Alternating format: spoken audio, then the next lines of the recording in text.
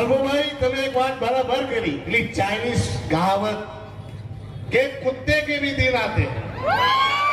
સાલું સાચું આપણા પ્રદેશમાં કૂતરાના દિવસો ચાલ્યા છે. વાત સાચી ભાઈ. અમે આ ગુજરાતના હિંમતનગર થી કૂતરો આવેલો એની વાત ચાલતું છે. કહેવતમાં કોઈ ગાવી नहीं हुए कि कुत्ते के भी दिन आते हैं, पर कुत्ते को पता होना चाहिए कि जिस दिन तेरा बाप शेर आ जाएगा कुत्ता तेरा क्या हाल होगा.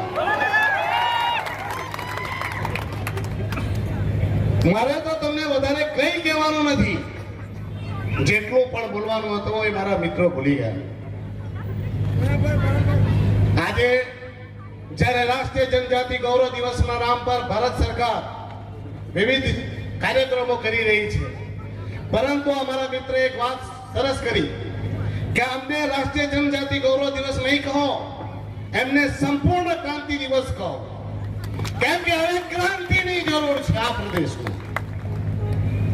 ભગવાન બિરસા મુંડાજીની 150મી જન્મ જયંતિના ઉપલક્ષમાં ડીએનએચ આદિવાસી એકતા પરિષદ અને આદિવાસી સમન્વય મંચ ભારત મુંડાજીના જન્મોત્સવનો કાર્યક્રમ કરી રહી છે, જેમાં મારું સૌભાગ્ય છે કે આટલા મારા માટે તો મેં કહું કે ભલે હું આમથી ઉંમરમાં મોટો હોઈશ, પણ આનંદભાઈ અને ચેતરભાઈ જેવા લોકો જ્યારે મંચ પર હોય અને એમને વચમાં બેસવાનું મળે એ મારું સૌભાગ્ય છે.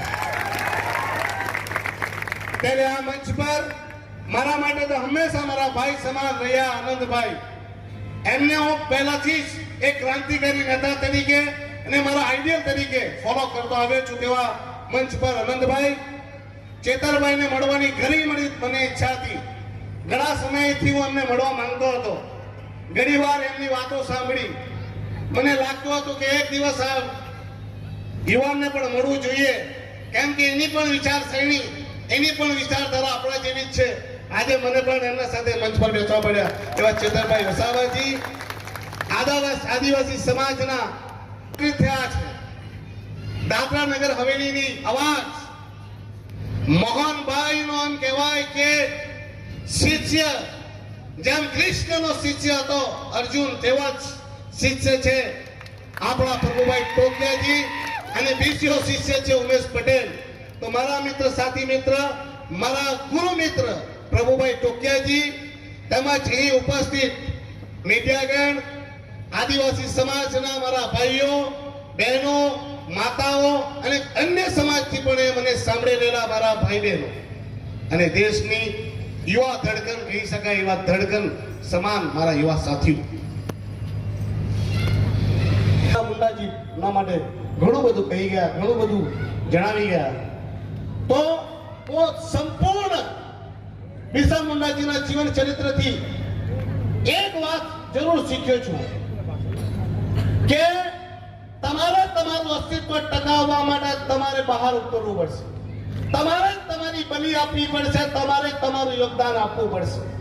અને જો વ્યક્તિ સંપૂર્ણ સાહસથી પોતાનો સ્વાર્થ છોડીને આગળ આવીને લોકો માટે બલિદાન અને ત્યાગ આપવા તૈયાર થઈ જાય, એક મનુષ્ય, સામાન્ય મનુષ્ય પણ ભગવાન બની જાય, એ આપણે જોયું છે બિરસા મુંડાજીના જીવન ચરિત્ર. હું એમને ભગવાન માનવા તૈયાર છું. ભગવાન બનવું સહેલું નથી. એમના આદર્શો ને એમના વિચારોને એટલી એવી ક્રાંતિ લાવી કે એક સામાન્ય વ્યક્તિને આજે આપણે ભગવાન તરીકે પૂજી રહ્યા છીએ. આપણા પ્રદેશમાં સાહેબ 2 જ મૂર્તિઓ લાગી, 2 જ ભગવાન બિરસા મુંડાજીની મૂર્તિ સ્થાપિત થઈ. એક અહીંયા અને બીજી અમે લગાવી દમણમાં. અને બંને મૂર્તિઓને સ્થાપિત કરવા માટે હું ત્યાં હાજર હતો અને એમના માટે મારું પણ સમર્પણ રહ્યું. એ મારા માટે પરમ સૌભાગ્યની વાત છે. લાગ્યું કે મૂર્તિ નહીં લગાવવાની, અમે કીધું કે મૂર્તિ લગાવશું, લગાવીને રહીશું, તમારે જે તોડવું હોય તે તોડી લો. અમે ઝરી ઉપર બિરસા મુંડાજીની મૂર્તિ લગાવી દીધી, તેનું નામકરણ કરી દીધું અને આ જ અધિકારીઓ કાલે પગે પડતા દોડતા આવેલા ફોટા પડાવવા. કેમ કે ઉના બાંધે ઉપરથી કીધું કે જાઓ 7 દિવસ સુધી તમારે કાર્યક્રમ કરવાના છે. તો એ લોકો દોડા દોડ કરીને ફોટા પડાવવા આવી ગયા.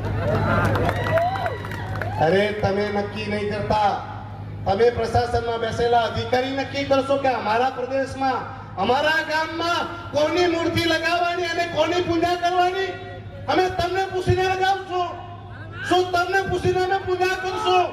તો ભૂલી જજો ભાઈ, અમે તમને પૂછીને કોઈ મૂર્તિ લગાવવાના નથી ને તમને પૂછીને કોઈ પૂજા કરવાના નથી. આ અમારો પ્રદેશ છે ને અમારા ભગવાનની મૂર્તિ લગાવી, અમારા નેતાઓની મૂર્તિ લગાવી અમે ત્યાં કરશું, તમે નહીં.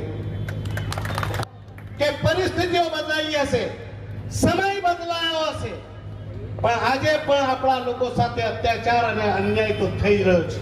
આપણા ઉપર જુલમ તો થઈ જ રહ્યો છે. પહેલે કોરા કરતા હતા ને હવે ભૂરા કરી રહ્યા છે. એટલે કહીએ કે બિરસાજી લડ્યા હતા ગોરો से, हम लड़ रहे हैं प्रशासन में बैठे चोरों से. અરે અત્યાચાર પણ કેવા કેવા, તેમાં સૌથી વધારે અત્યાચાર આપણા આદિવાસી ભાઈ બહેનો ઉપર થયા છે. મારા મિત્ર પ્રભુભાઈ કહી ગયા, એસએસ બોયા સાહેબે આત્મહત્યા કરી. શા માટે કરી? એક જિગ્નેશ કાછિયા, જિગ્નેશભાઈ પટેલે આત્મહત્યા કરી. શા માટે કરી? અરે બિચારી પેલી આદિવાસીની દીકરી બસ કંડક્ટરમાં કામ કરતી હતી, તેને આત્મહત્યા કરવા પડી. આટલું નાની ઉંમરમાં એક ને એક દીકરી આત્મહત્યા કરી ગઈ. શા માટે? અરે પેલો દયા ફળિયામાં જયંતિભાઈ બરફ ભૂલી ગયા તમે? બિચારો